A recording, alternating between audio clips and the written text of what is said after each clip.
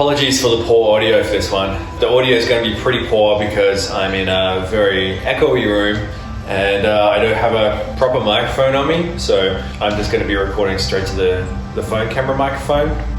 So if there's terrible audio quality compared to my last ones, then please forgive me, but it's YouTube, so there's a dynamic of pouring good audio out there already, and I just get pedantic about it because I used to be a former sound engineer, going into software, but that sound engineer part of me still exists.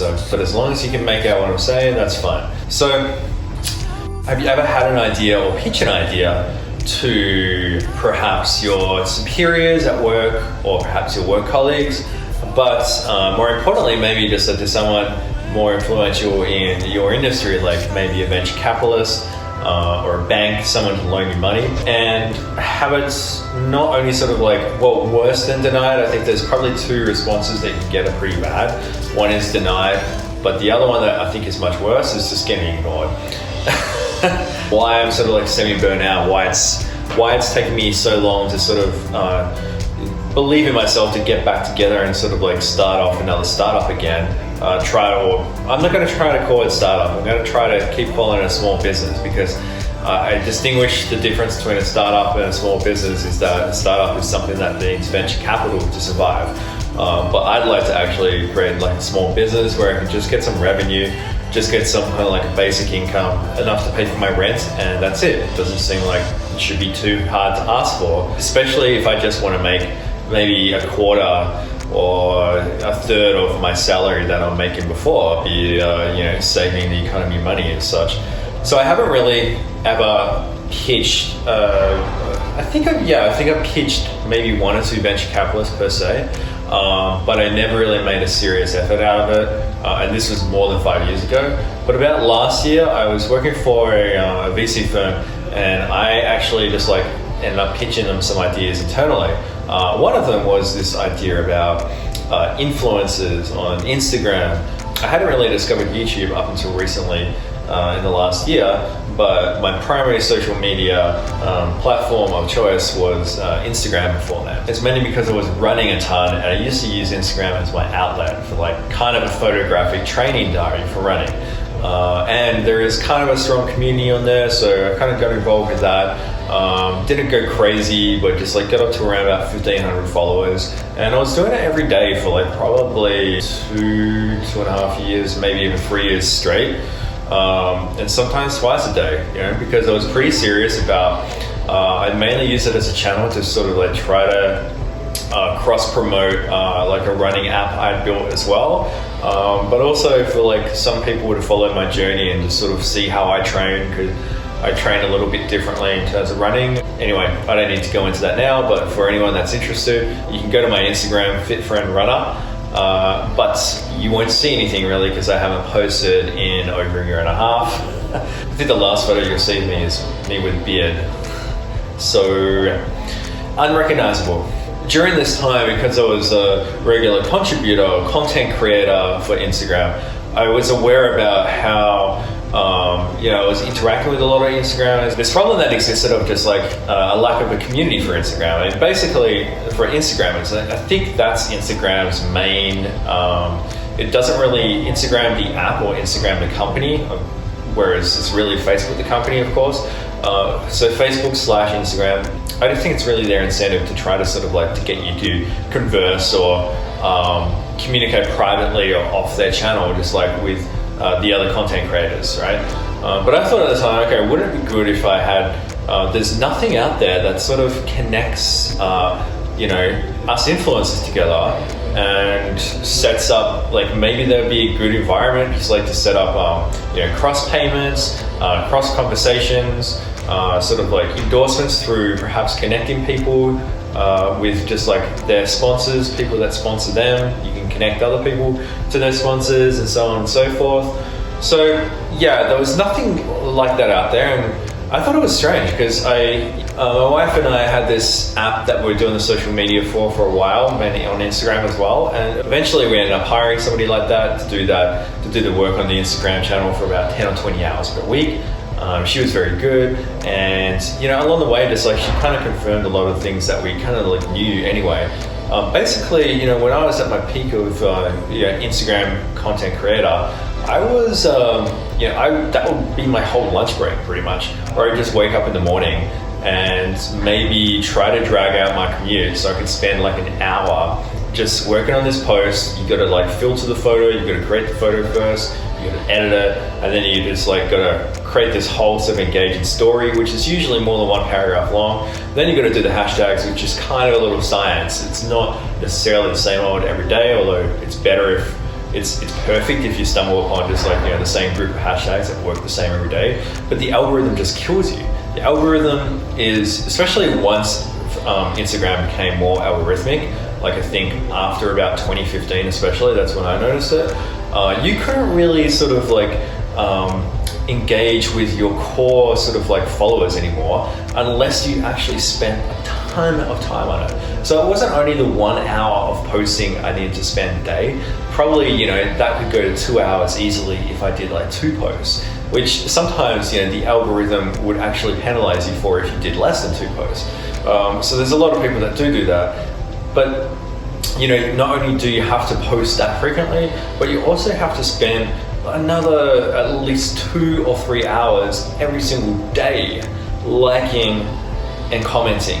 It's just the same generic comments as well, like, ooh, great job, and that's not too bad on its own, but you're doing that exactly the same comment like hundreds of times every week, possibly multiple times. Like, I don't know what the top Instagrams do. I mean, like a lot of them I think use scripts for this stuff, but 10 to 20 times per day, maybe 100 times per day, they just like drop the same comments on like people's Instagrams, and it just sort of contributes nothing to the environment but fakeness. So Instagram was kind of a point of frustration. I didn't really like it. So basically, to get successful, you need to do a ton of work.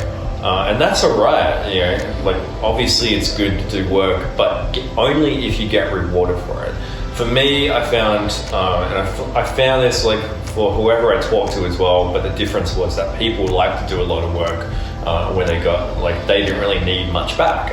Most people just got a kick out of getting like a free, just like smoothie shake mix or something like that, or a free pair of shoes once a month. But, for me, I'm like, doing the math, and I'm like, well, I'm spending like, to spend 3 or 4 or 5 hours a day every single day, and you get compensated maybe $100 in shoes per month.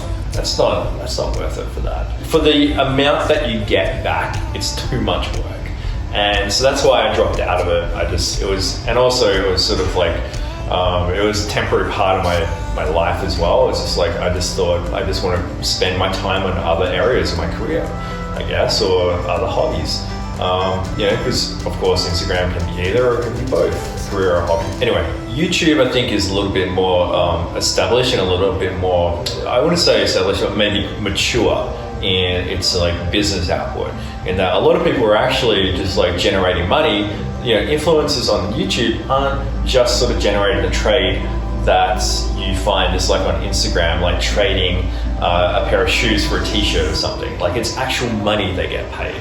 And that is, in my opinion, why YouTube is a whole ton, like a hell of a lot more mature of platform for entrepreneurs, content creators than Instagram is. So the thing is, with Instagram, you have to go out and get that yourself. You have to approach the companies, or have the companies approach you. Getting back to this idea, I thought, well, it's insane that this platform doesn't exist where it connects these brands with content creators. Anyway, I pitched that to a VC firm last year and got no response at all. It was dead, like crickets. So it's kind of like it's a little sort of like validating, but also frustrating when I see something like, this article in TechCrunch today, venture capitalists like and subscribe to influencers. It goes on about to talk about just like, a few core companies that are actually getting into that space. One of them is MoAssist. It's led by Danielle Bernstein. Her newest venture, MoAssist, claims to be the first project management and payments tool for influencers. Last month, the product launched with $1.2 million in funding from Rebecca Minkoff and other unnamed investors. Now, granted that Danielle Bernstein is not like exactly a nobody. She actually had a pretty significant Instagram account with 2.2 million followers. So, but fair enough.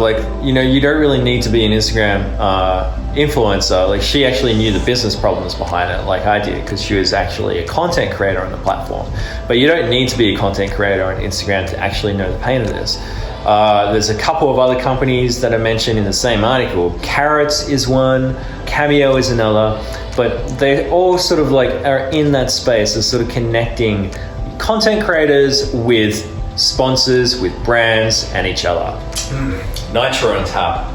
Now we work. It's kind of bittersweet a little bit in that basically I think the lesson is if you really have an idea for something and if your heart is in it and if you kind of know and if other people don't respond to and other people don't really know what you're talking about, don't necessarily get knocked back by that though, because I typically did, and it's hard in Toronto. You don't really have the kind of support that you might have in Silicon Valley, where there's always somebody to bounce off, and it's somebody there to sort of in a way kind of personally coach you. In Toronto, the response is more so met with silence a lot if somebody doesn't like your idea because they just don't want to be rude. But I like that rudeness. I want people to tell me. I want people to sort of coach me through things. So it's a little bit more conservative over here, and I've sort of been sort of divided whether I want to sort of build a business here or not. But then again, I'm trying to have more of a global outreach and a global approach to it. So it's not really, and I'm trying to sort of stay connected and engaged with any kind of people I resonate with in Toronto. There's plenty of people here, and there's there's a diverse subset of people, so you can always find someone I think that you can resonate with. But I feel as if this whole time that Silicon Valley has just had more of the mindset that I need to actually build a successful business. Anyway, it's kind of it's still revealing when you see something like this that's been successfully funded, and it's it was kind of in your domain of, the idea that you were tackling or that you were pitching less than a year or two ago. Yeah, I get a little bit discouraged, and this is as much a reminder to myself as it is to anyone watching. Don't get discouraged. People aren't really going to recognize, I've heard this advice a ton, so I can't really pull any names, but the leading, anyone that's a leading entrepreneur or thinker in the tech industry especially kind of champions this advice, and that the craziest ideas are usually met with the most resistance. This is just one personal example where this rings true. Hopefully this is kind of encouraging to you if you've ever had an idea like this and been discouraged like this by people that think that you're crazy, or that it's people that think it's an irrelevant idea. It was kind of especially hurtful for me because I had other people in my team that were given free rein to pursue kind of to validate other ideas, not necessarily pursue in terms of building the product, but just to validate and research it. But I wasn't even given that. So if I wasn't in that environment, I probably wouldn't have cared, and I probably would have done my own research if it was just a thing I had that I could work on the side for.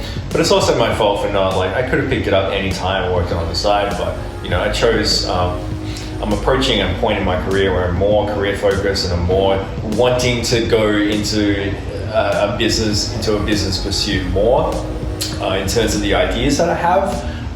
But I don't think I was in that kind of place, or had that kind of time a year or two ago. So it also just depends on not only the ideas that you get in your head, but where you are in the stage of your life. Yeah, hopefully I can sort of pursue something. I'm going to keep you updated on this channel because I think I'm in a good phase in my life where I can actually pursue something. I haven't been able to get in that place for about 4 or 5 years.